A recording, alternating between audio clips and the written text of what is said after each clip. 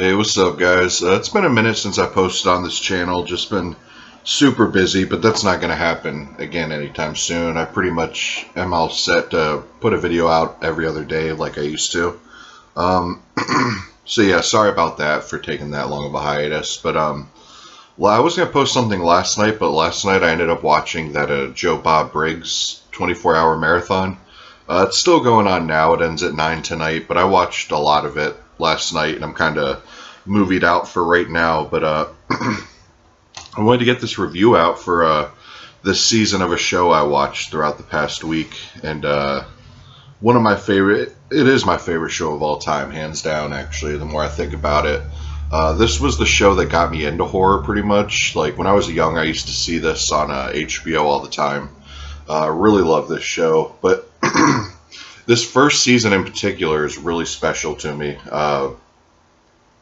First of all, it was like the first one that was obviously available on DVD and stuff, and I remember I'd go to Blockbuster, or maybe it was Hollywood Video, back in the day, and I'd rent it when it first came out, and then I obviously bought it and all the other seasons, but I'll break down the episodes before we get in, before I give my final review for the season and the special features. But the first episode has William Sadler, and he plays an executioner, and I think it was called The Man Who Was Death, and he gets fired from his electrocution job, and he ends up frying all these people, and he's basically taking it upon himself to execute people he feels should be dead, or they've cheated justice somehow, kind of like Dexter. And that's about the extent of that episode. Has a cool twist ending, but really love that episode. I think it's a really good start to Tales from the Crypt.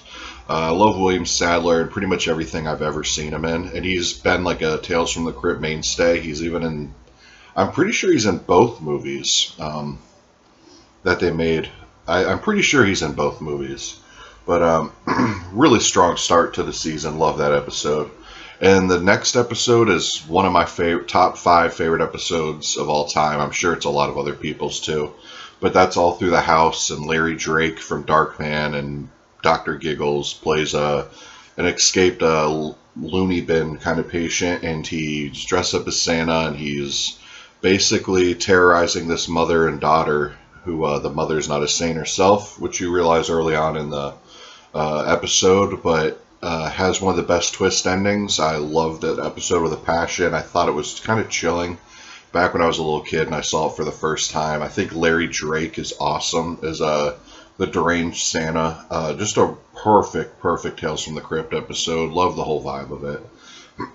And then there's Only Sin Deep, or no, Dig That Caddy's ryokan.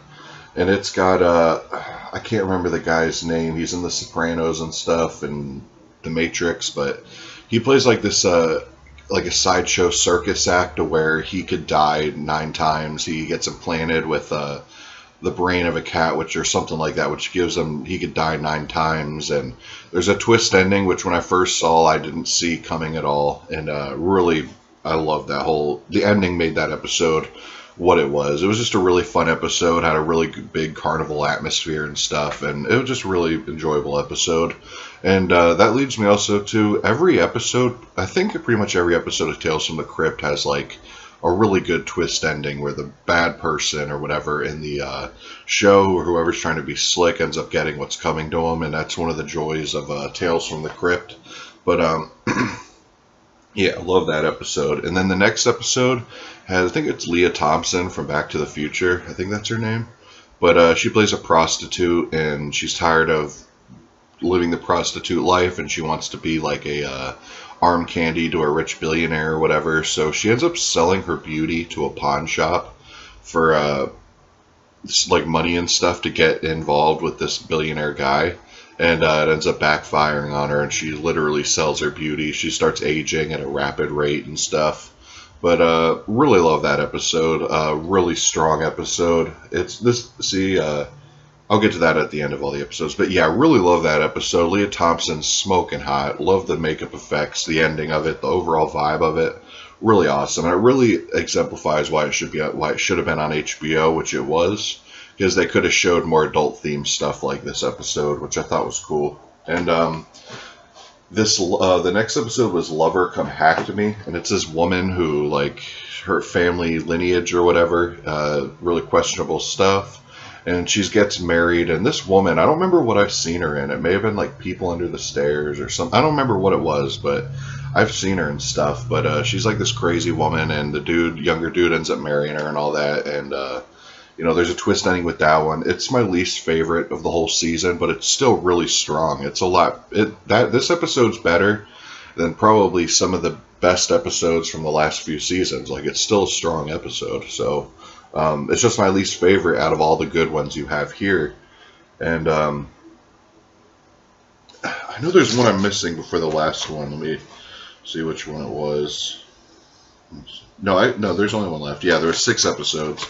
And Collection Completed, one of my favorites out of the whole series. I don't remember the dude's name, but he was this older dude. He's been in a lot of stuff, but he's this really grumpy guy. He retires, and he's driving his wife crazy, and his wife's driving him crazy, treating him like a pet and all that, because that's all she knows is taking care of her pets. And eventually he ends up killing all of her pets, and it obviously comes back to bite him in the ass at the end of the episode. Awesome ending, awesome effects. Really, this whole season exemplifies Tales from the Crypt, like in one short 6 episodes. It tells you exactly what it is. There's, B-movie celebrities in every episode, famous people directing all the episodes, and that follows through to every season pretty much. And I am going to review every single season, not in a row. Like, I'm not going to come with the second season in the next week or two. Like, probably every month I'll review